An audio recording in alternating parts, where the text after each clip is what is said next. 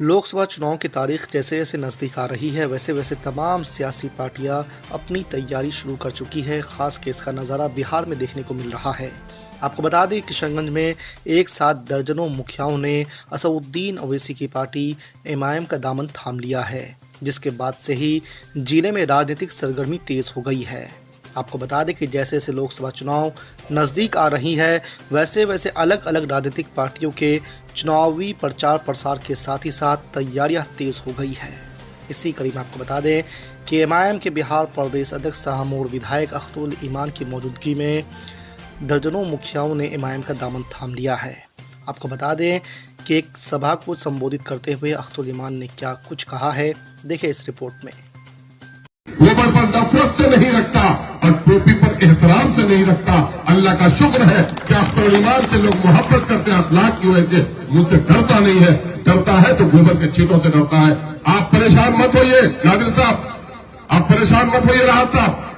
आज अल्लाह का शुक्र है कि अगर हम लोगों ने सियासत को नया रुख नहीं दिया होता तो आप मुझे बता दीजिए इस इलाके में बड़े बड़े लीडर पैदा हुए, लेकिन क्या 2 आदमी को भी एमएलए, 4 आदमी को भी एमएलए बना सका है? लेकिन यही पार्टी की सदाकत रही जिसकी बुनियाद पर न सीमांचल से आवाज उठी, बल्कि 75 साल के दरमियान में माइनॉरिटी की कयादत में कोई पार्टी अगर असेंबली में पहुंची है तो अख्तरुल ईमान की कयादत पर पहुंची है और एमआईएम और आपकी मोहब्बत से पहुंची है। इसलिए हमें बड़ी लड़ाई लड़ रहे हैं, हमें बड़ी लड़ाई लड़ रहे हैं। शेर का शिकारी कभी बिच्छू के काटने से परेशान नहीं होता। मैं देखता हूं इस वक्त पूरे बिहार में जो मुसलमानों के साथ, जो दलितों के साथ और विशेषकर सीमांचलों के साथ जो जुल्म और नाइंसाफी हुआ है, मैं उसके लिए लोगों के जहन तैयार कर रहा हूं, सवाल कराना सिखा रहा हूं। क्या इस बात से कोई इनकार कर सकता है कि बैरिस्टर असदुद्दीन ओवैसी साहब की सियासत ने पूरे हिंदुस्तान में कमजोरों की जबान में जबान दी है और अख्तरुल ईमान की खिदमत से इनकार नहीं कर सकता कि सीमांचल के हक और हुकूक को डाटा के साथ अगर किसी ने असेंबली में उठाने का काम किया है, इससे पहले किसी माई के लाल ने नहीं किया है। अभी होगा।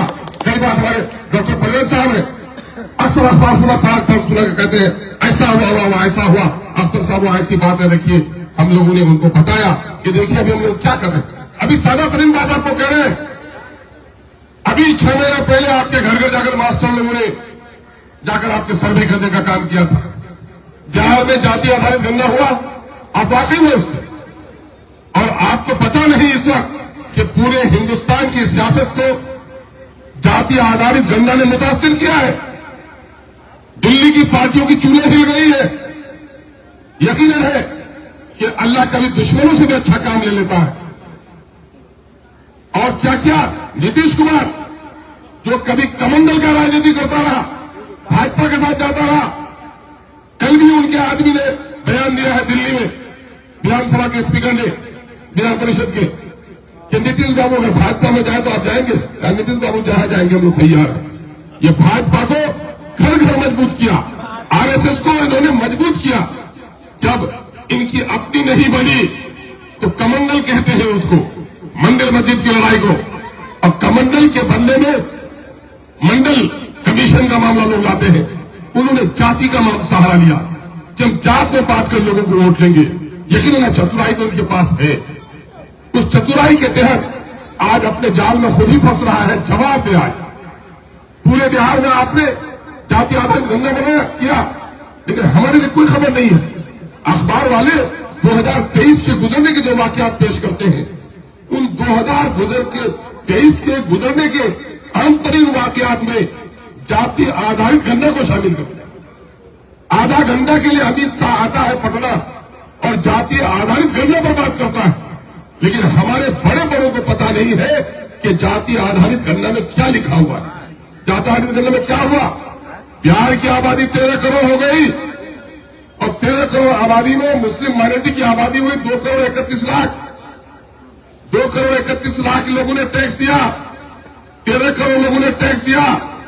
इस 13 करोड़ लोगों के टैक्स के पैसे से सरकार का बजट तैयार होता है, उसी से पुल पुलिया, सड़कें, बिजली, हॉस्पिटल, स्कूल बनते हैं, उसी से नौकरियां बनती है।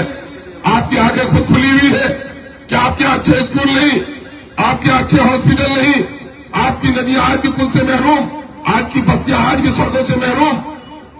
लेकिन सरकारी नौकरी के आंकड़े में दिखा रहा हूं, जिसकी गिनती आपके पास नहीं है। ये सारी चीजें तो आप देख रहे हैं। गिनती क्या है? बिहार में 13 करोड़ लोगों पर शासन प्रशासन करने के लिए 20,49,370 सरकारी चाकर हैं। यकीन है उस 20 लाख में हमारा हिस्सा होना चाहिए। मैं आपको बता रहा हूं, अभी बात को आए हमारे प्रमुख दयानंद जी, बात रखनी थी इनको। मामला यह है, मैं आपको आंकड़े बता रहा हूं और मैं मेरी जिम्मेदारी के साथ कहता हूं, इस इलाके के दलित हिंदुओं का, इस इलाके के पिछड़े हिंदुओं का जो हसर है, आज उनका हसर आरा छपड़ा में इस तरह का नहीं है।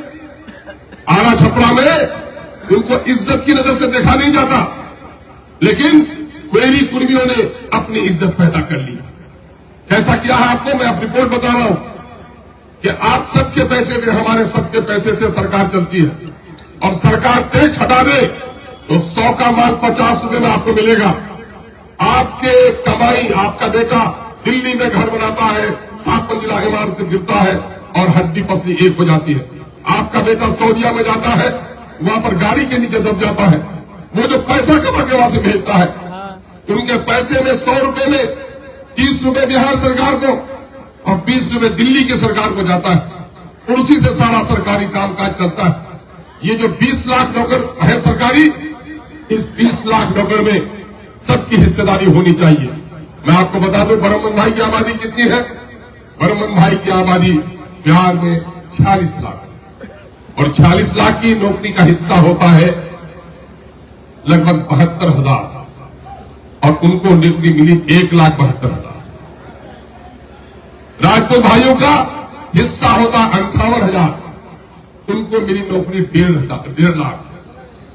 इसी तरह से भूमिहार भाइयों की आबादी हिस्सेदारी होती है लगभग वही 50 से 60 लाख, उनको नौकरी मिल रही है 1,80,000। आपको मैं बता दूं, क्वेरी कुर्मी की हिस्सेदारी से 2.5 गुना ज्यादा उनको नौकरी मिल रही है। लेकिन मुसलमानों को 2,31,00,000 मुसलमानों के वाजिब हिस्सेदारी होती है 3,66,000 की। कितनी? 3,66,000 की। औरों को मिला 2 गुना, 2.5 गुना, 5 गुना तक ज्यादा, और मुसलमानों को मिला 3,66,000 की जगह पर 1,72,000।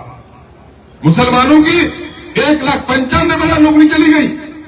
सुरजापुरी की आबादी है 24.5 लाख, उनकी नौकरी में हिस्सेदारी होती है 39,000, मिली सिर्फ 15,000। कुलैया भाइयों की आबादी है 12 लाख, नौकरियों में हिस्सेदारी होती है 19,000, मिली सिर्फ 6,000।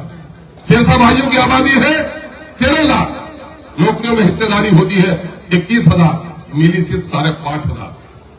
ये बातें तो आई, रिपोर्ट सबने पढ़ी, लेकिन किसी माई के लाल में हिम्मत नहीं हुई कि बिहार में कॉन्फ्रेंस करके, प्रेस कॉन्फ्रेंस करके कौम को यह बताए कि मेरी हक मारी हुई है। अगर ये हिम्मत भी किसी की हुई तो आपके बेटे अख्तर ईमान की हुई कि पट्टे में उसने चीख कर बताया कि हमारे साथ जुल्म हुआ है, हमारे साथ नाइंसाफी हुई है।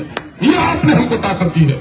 अल्लाह का शुक्र है, जालिमों को देखकर, इन जालिम हुक्मरानों को देखकर असेंबली में लोगों के मुंह बंद हो जाते हैं, लेकिन आपका बेटा जिसे आप बहुत शरीफ कहते हैं, तो इतना शरीर है कि अपनी शरारत की वजह से असेंबली से निकाला जाता है।